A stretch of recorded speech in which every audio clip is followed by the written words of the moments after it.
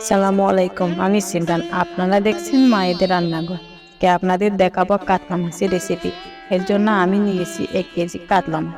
আমি আগে মাছগুলো দিয়ে রেখেছি। এবার আমি মাছগুলোকে ম্যারিনেট করে নিই। এবার মাছগুলো ভাজার জন্য একটু মশলা মেখে নিতে হবে। এর জন্য দিতে হবে 1 চামচ লাল মরিচ, 1 চামচ হলুদ এবং সামান্য পরিমাণ লবণ।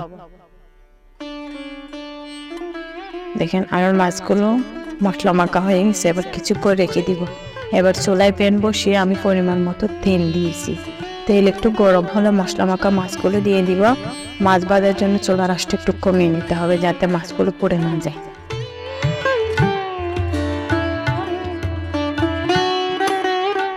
মাছের 2 দিক ভালো করে লাল করে নিতে হবে। দেখেন আমার মাছগুলো লাল হয়ে এসেছে।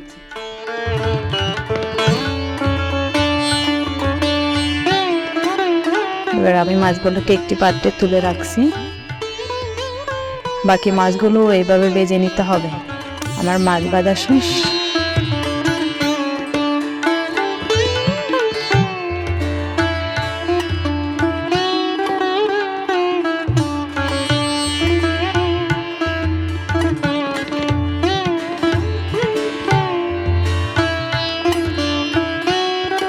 এবার আমি সে একই তেলে দিয়ে দিব কাঁচামরিচ, পেঁয়াজ কুচি ও টমেটো কুচি। পেঁয়াজের রংটা সুন্দর করার জন্য একটু কষিয়ে নিতে হবে। এবার দিয়ে দিব রসুন বাটা এবং আদা বাটা। এগুলো দিয়ে 2 মিনিট মতো কষিয়ে নিয়েছি আমি। এখন দিব 1 কাপ পরিমাণ পানি এবং একটি পাত্রে আমি নিয়েছি 1 চা চামচ হলুদ, 1 চামচ মরিচ গুঁড়া, 1 চামচ জিরা গুঁড়া, 1 চামচ ধনিয়া গুঁড়া ও সামান্য লবণ।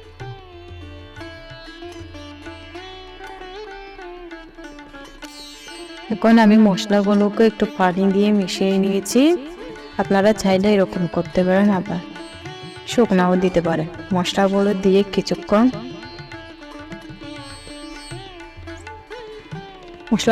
কিছুক্ষণ কষিয়ে নেব যাতে তেলটা উপরে চলে আসে।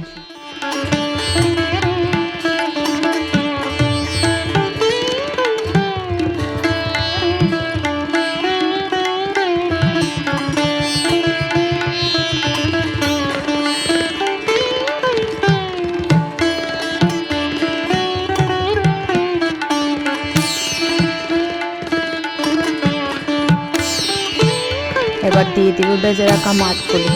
আস্তে আস্তে করে নেড়ে দিতে হবে যাতে মাছগুলো ভেঙে না যায়। মাছগুলো একটু নেড়ে দিয়ে দিব 2 কাপ পরিমাণ পানি। এবার ঢাকনাটা দিয়ে দিই। চুলাটা মাঝারি আঁচে করে 5 থেকে 7 মিনিট রান্না করতে হবে যাতে মশলাগুলো ভালোভাবে মাছের ভিতরে ঢুকে যায়। ফিরে এলাম 7 মিনিট পর। দেখেন এখানে ঝোলটা কমে গেছে। আমার রান্না প্রায় শেষ। এবার দিয়ে দিব টুকরো করা টমেটো এবং ধনিয়া পাতা। এগুলো দিয়ে ভালো করে একটু নেড়ে দিব। এরপর ঢাকনাটা দিয়ে দিব।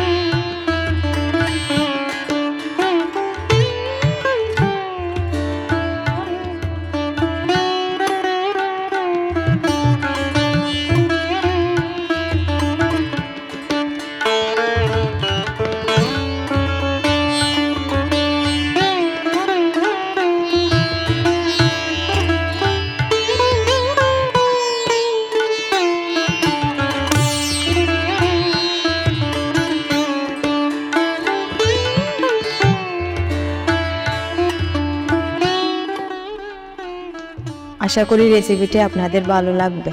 দেখা হবে নতুন আরেকটি রেসিপি নিয়ে নতুন এপিসোডে। ভালো থাকবেন, সুস্থ থাকবেন। আল্লাহ হাফেজ।